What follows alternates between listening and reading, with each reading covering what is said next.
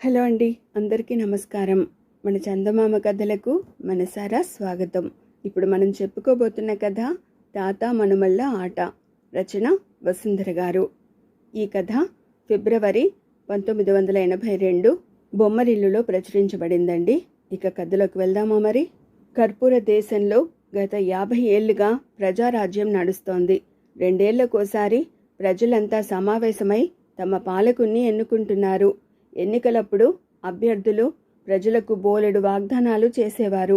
ఎన్నుకోబడ్డాక వాటిని నెరవేర్చాలని పాలకులు అనుకునేవారు కాదు. అదేమని ప్రజలు అడిగేవారు కాదు. ఒక పర్యాయం ఈ విధంగా ప్రజలచే ఎన్నుకోబడ్డ కర్పూర దేశపు రాజు తన పరిపాలన గురించి ప్రజల అభిప్రాయం తెలుసుకుందామని మారువేషంలో సంచారం చేస్తూ ఓ ఇంట బస చేశాడు. ఆయన చూస్తుండగా ఆ ఇంట్లో 60 ఏళ్ల తాత 6 ఏళ్ల మనుమడితో ఆడుకుంటున్నాడు. మనుమడు బల్ల వెనుక దాక్కుని తనను కనుక్కోమన్నాడు.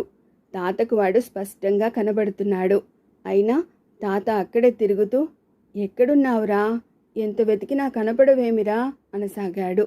మనుమడు ఆనందం పట్టలేక తనలో తానే నవ్వుకోవడం తాతకు రాజుకు వినిపిస్తూనే ఉంది. అలా కొంతసేపు వెతుక్కున్నాక తాత మనుమణ్ణి పట్టుకున్నాడు.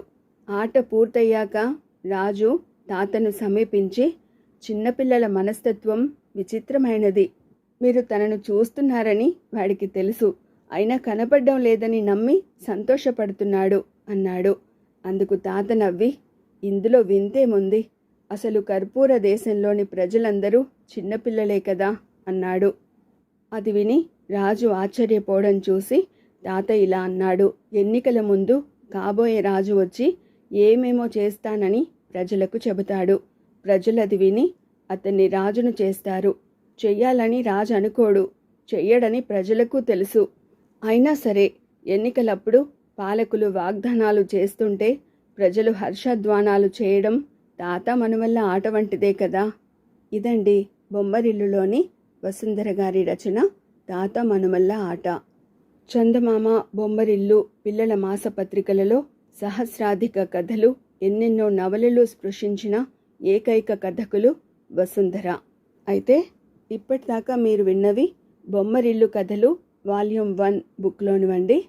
వసుంధర గారు చందమామలో 1971 నుంచి 565 కథలు దాదాపుగా రాశారండి. ఇతర పిల్లల పత్రికల్లో 323 కథలు రాశారు. బొమ్మరిల్లులో 1976 నుంచి 717 కథలు రాశారండి. ఇక ముందు మనం బొమ్మరిల్లు వాల్యూమ్ 2లోని కథలు చెప్పుకోబోతున్నామండి. Thank you. మరో మంచి కథతో మళ్ళీ కలుసుకుందామండి.